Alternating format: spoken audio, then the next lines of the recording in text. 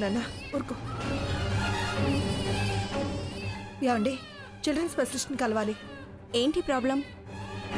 Full fever ఉందండి. కూర్చోండి.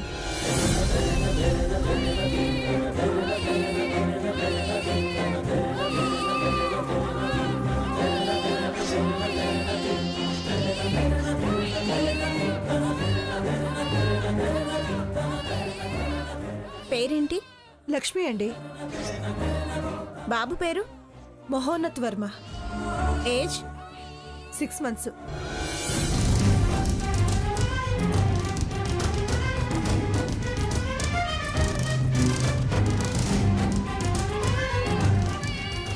అత్తయ్య గారు, ఎలా ఉంది బాబుకి? ఒకటే ఏడుపు. చాలా జ్వరంగా ఉంది. అచ్చో. మేడం, డాక్టర్ గారు రమ్మంటున్నారు. రండి అత్తయ్య గారు.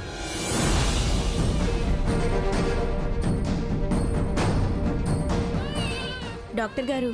నమస్తే డాక్టర్ గారు. నమస్తే నమస్తే అమ్మా. అండి. రండి కూర్చోండి.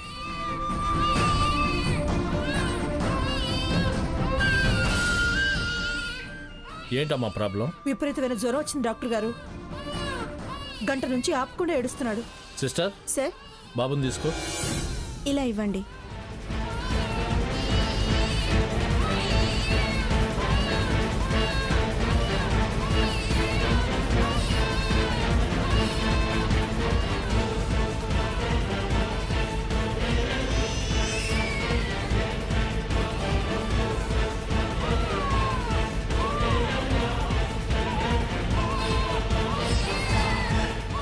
థర్మామీటర్ ఇవ్వు.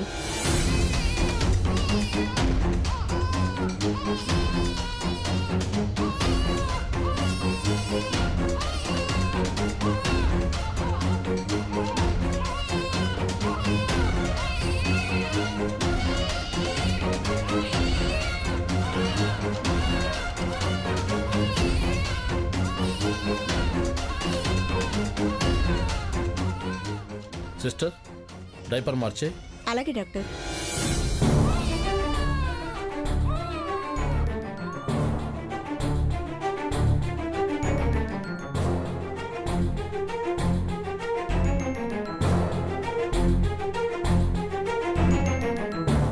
ఏమైంది డాక్టర్ గారు? ఇలా ఉంటే జ్వరం రాక ఏమొస్తుంది?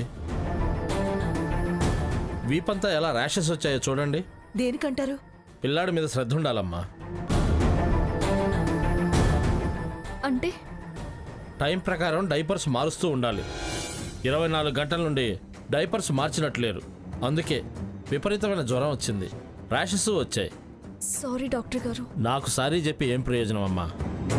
పిల్లాడిని జాగ్రత్తగా చూసుకోండి. మెడిసిన్స్ ఇస్తాను, టైం ప్రకారం వాడండి. 2 daysలో నార్మల్ అయిపోతుంది. అలాగే డాక్టర్ గారు, చాలా థ్యాంక్స్ అండి. జాగ్రత్తగా చూసుకోండి. వస్తామండి. వస్తాను డాక్టర్. ఓకే అమ్మా. అత్తయ్య గారు, తీసుకో సీత. ఇవ్వండి.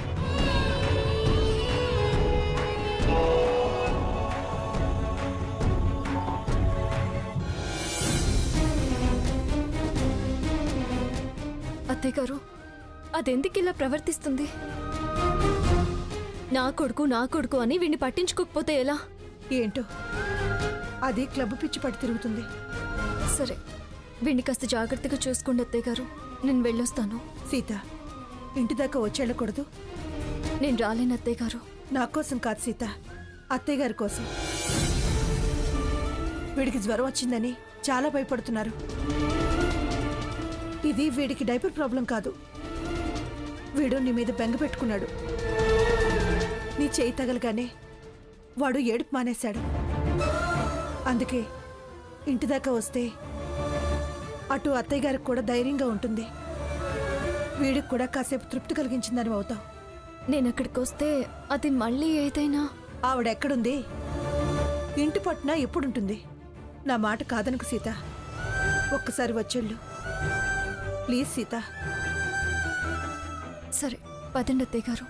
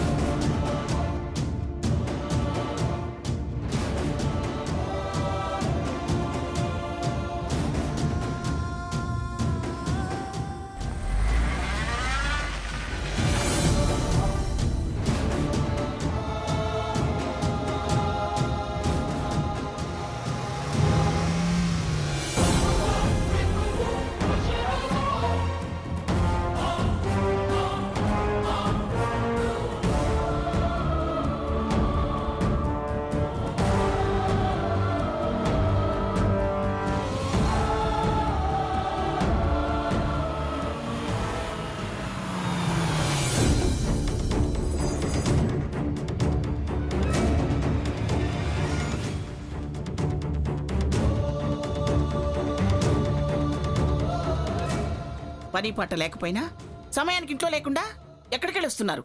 పని పాట లేదు కాబట్టే అలా బజార్లో పచార్లు చేసి వస్తున్నా. అయినా ఉరుములు మెరుపులు లేకుండా నా మీద విరుచుకుపడుతున్నావు, ఏమైంది? మళ్ళీ మనవరాలేమన్నా నీ మీద విరుచుకుపడిందా? అది ఇంట్లో ఉంటేగా విరుచుకు పట్టడానికి. వారు రన్లు వాకులు అంటూ ఊర్లో తిరగడానికి వెళ్ళారు. మరి నా మీద విసురులు ఎందుకో? విసుర్లు అంటారేమిటండి విసుర్లు? కంగారు ఆపుకోలేక నేను ఇది అవుతుంటే. అసలేం జరిగిందో చెప్పకుండా ఇదవుతున్నాను అదవుతున్నాను అంటావేంటి? ఏమైందో చెప్పు, ఏం చేయాలో చేస్తాను. బుజ్జిగాడికి విపరీతమైన జ్వరం వచ్చిందండి. అలాగా? ఎక్కడ వాడు? లక్ష్మి హాస్పిటల్కి తీసుకెళ్ళింది. వాడికి ఎలా ఉందో ఏమిటో. అసలు ఎందుకంత జ్వరం వచ్చిందో కూడా అర్థం కావట్లేదు. అది డాక్టర్లు అర్థం చేసుకుంటారులే కానీ, పోనీ నేను వెళ్ళి చూసిరానా? ఏ హాస్పిటల్కి తీసుకెళ్లారో చెప్పు.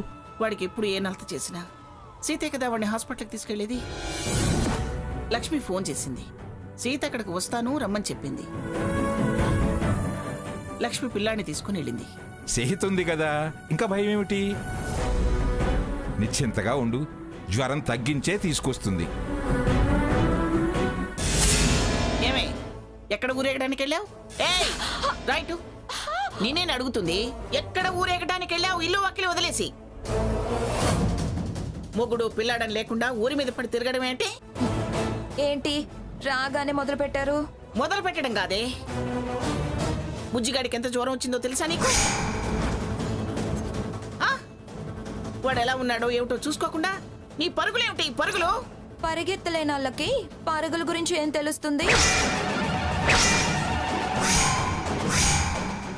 సొసైటీ బెటర్మెంట్ కోసం వెళ్ళాను. అయినా ఇల్లు తప్ప ప్రపంచం తెలియని వాళ్ళకి ఏమర్థమవుతుంది? స్వర్ణ, ఏంటా మాటలు? పిల్లాడికి జ్వరం వచ్చిందని అది ఎంత కంగారు పడుతుందో తెలుసా? ఇల్లు దిద్దుకోలేని వాళ్ళు సొసైటీని ఏం బాగు చేస్తారో. నీ పిల్లాడి గురించి అది అంతగా చెబుతుంటే దాన్ని నడవలేని దాని అంటావే? అది నీ మొగుడు కోసం పరిగెత్తే అలా అయింది. కాస్త పెద్ద చిన్న చూసి మాట్లాడటం నేర్చుకో. నేనేమన్నా వాడికి జ్వరం వస్తుందని కలగన్నానా? వెళ్ళేటప్పుడు బానే ఉన్నాడు. మీరందరూ ఉన్నారు కదా అని వెళ్ళాను. అయినా జ్వరం జలుబు రాకుండా ఉంటాయా? అనడానికి అరవడానికి వంక కాకపోతే? నీకు పట్టదే, నువ్వు పట్టించుకోగాని మాకే పట్టిందా? అంతా ఉన్నారని వెళ్ళిందట. అంతా ఎవరన్నా నీకు లెక్కలేదు. మేమెందుకు పట్టించుకోవాలి? పట్టించుకోకపోతే వదిలేయండి.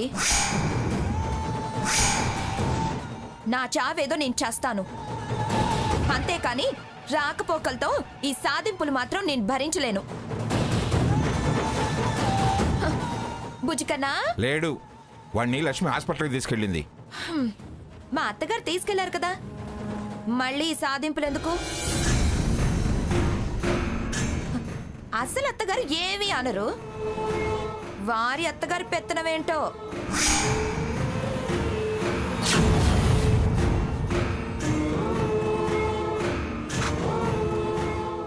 రాసిత,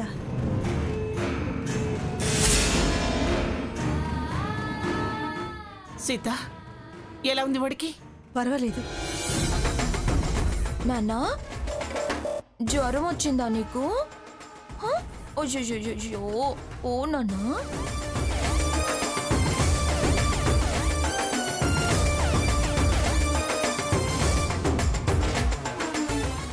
జ్వరం ఏం లేదు కదా?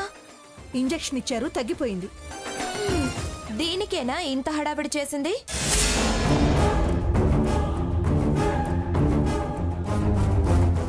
ఏదో నిందలేయడానికి సందు చూసుకున్నారా? జ్వరం రాకుండా వచ్చిందని అంటావా స్వర్ణ? డైపర్ నాని వీపంతా ఎర్రబడి ఇన్ఫెక్షన్ అయ్యి జ్వరం వచ్చింది. జాగ్రత్తగా చూసుకోమని డాక్టర్ గారు చెప్పారు. మరి అంత అశ్రద్ధ అయితే ఎలా? టైం ప్రకారం వీడికి డైపర్స్ మార్చే తీరిక కూడా లేదా? అసలు నువ్వెందుకు వచ్చావు?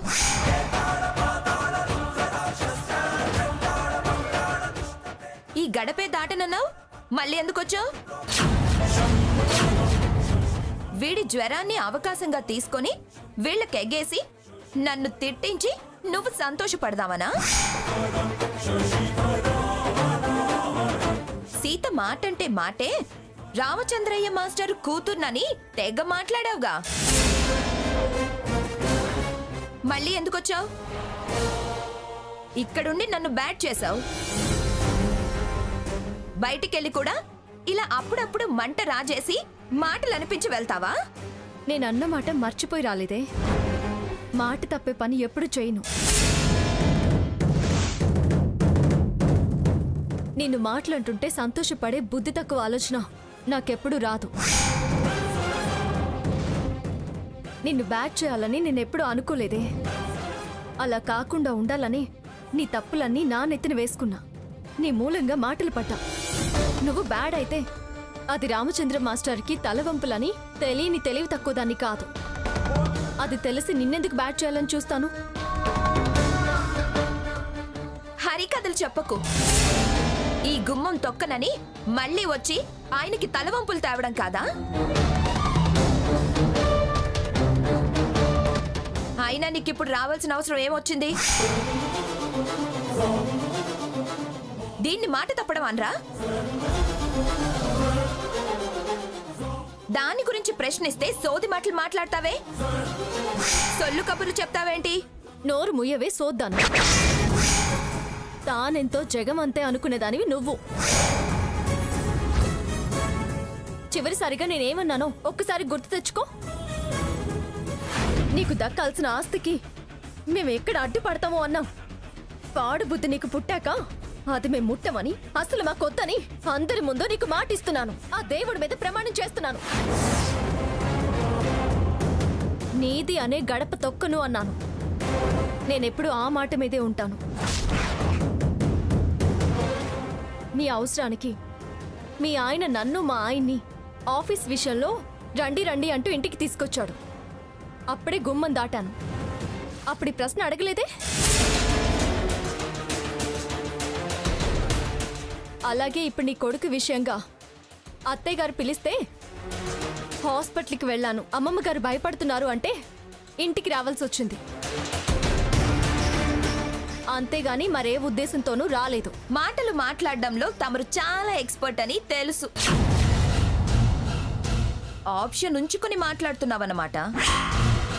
ఇలా అవకాశాల్ని అడ్డం పెట్టుకొని రాకపోకలు సాగించి మెల్లగా వచ్చి చేరతావు. నా మాట నిలబెట్టుకున్నాక, అక్క అని నన్ను క్షమాపణలు అడిగిందాకా నీతో కలిసి ఉండడం అనేది జరగదు. ఈ లోపు మాకుగా మేమొచ్చే ప్రయత్నం చేస్తే అది నా తల్లిదండ్రులకి ద్రోహం చేయడమే అవుతుంది. సరేనా? ఏంటి స్వర్ణ ఇది? వాడికి బాగోలేక ఏ హాస్పిటల్లో చూపిస్తారో తెలియక పిలిస్తే పంతాలు పట్టింపులు పక్కన పెట్టి ప్రేమతో వచ్చింది.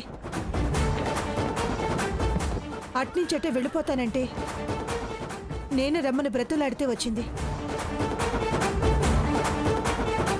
తనలా వస్తే ఎందుకలా కాని మాటలని కష్టపెడతావు? తన ప్రేమను అర్థం చేసుకోవే. అది ప్రేమ ఆప్యాయతల్ని ఎప్పుడో మర్చిపోయింది అత్తయ్య గారు. మమతానురాగాల్ని వదిలేసింది. ఎవరినో నమ్మి ఏదో గొప్ప అనుకొని అయిన వాళ్ళని తప్పుగా అనుకుంటుంది అత్తయ్య గారు.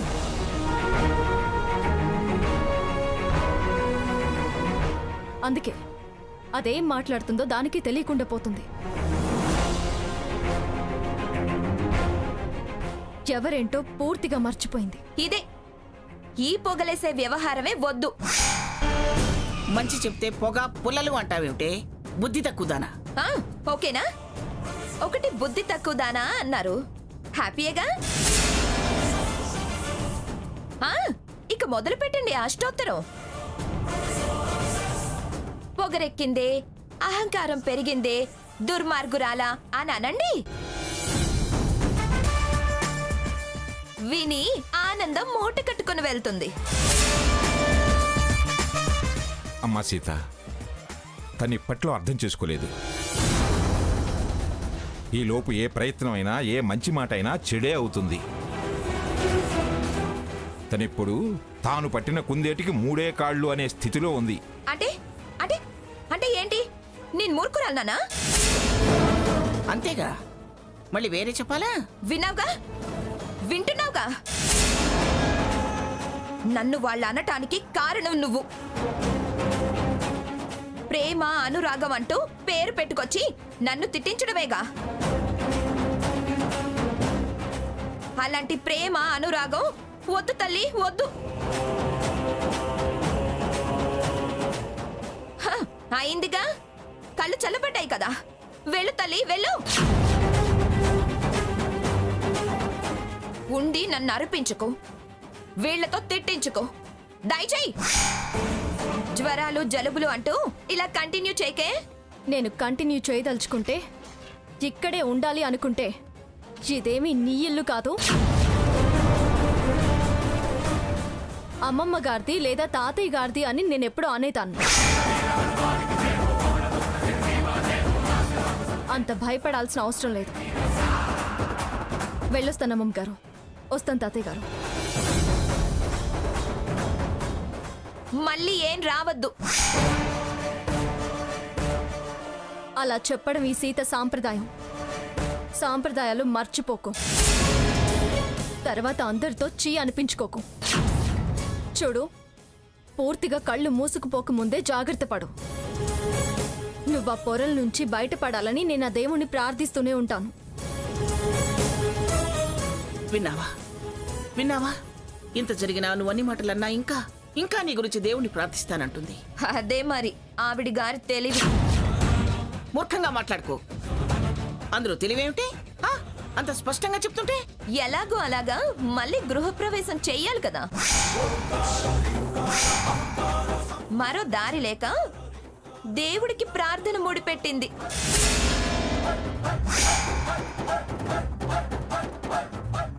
ఆవిడ ప్రార్థన నిజంగా నా కోసమే అనుకొని మీరు పొరపాటు పడుతున్నారు. అమ్మా Sitamahalakshmi, sorry sorry sorry, Pithapuram Sitamahalakshmi.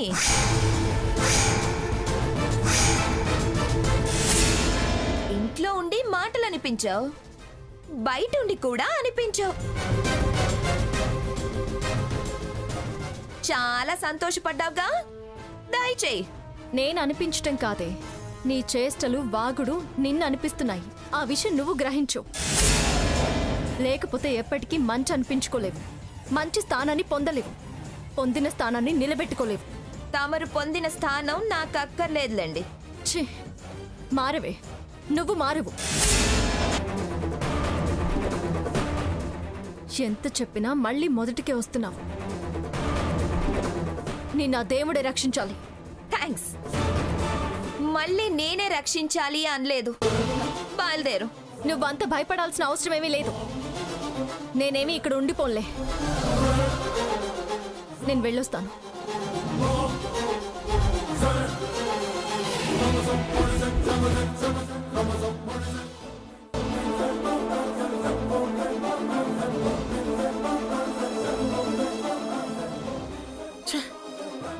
పూర్తిగా బుద్ధి జ్ఞానం వదిలేసింది ఇది. లక్ష్మి, వెళ్ళు. పిల్లాడికి మందులవి జాగ్రత్తగా వెయ్యి. వెళ్ళు. అలాగే అత్తయ్య.